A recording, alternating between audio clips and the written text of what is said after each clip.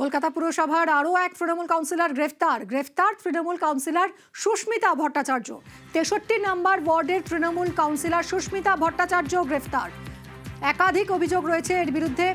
রৌনকের থেকে জানবো এক এক করে। রৌনক, কোন অভিযোগে গ্রেফতার করা হলো সুস্মিতা ভট্টাচার্যকে? কখন গ্রেফতার হলেন? দেখো, একেবারে একজন বৃদ্ধ ওয়ার্ডগঞ্জের বাসিন্দা, তিনি ওয়ার্ড প্রশাসনে লিখিত অভিযোগ দায়ের করে 5ই জুন। সেই অভিযোগে বলা হয় যে বৃদ্ধকে ভয় দেখিয়ে হুমকি দিয়ে প্রায় 30 লক্ষ টাকা তোলাবাজি করা হয় এবং 30 লক্ষ টাকা হাতিয়ে নেওয়ার অভিযোগ আসে এই সুস্মিতা ভট্টাচার্য এবং তার স্বামী সলিল চ্যাটার্জির বিরুদ্ধে।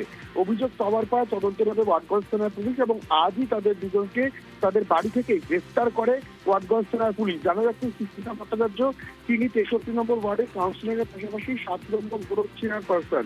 সেক্ষেত্রে কেন এই ধরনের ঘটনা ঘটানো হলো, যেহেতু ভয় দেখিয়ে প্রতারণা এবং তোলাবাজির অভিযোগ রয়েছে, গোটা বিষয়টি ইতিমধ্যে ওয়ার্ডগঞ্জ থানা পুলিশ খতিয়ে দেখছে। ধন্যবাদ।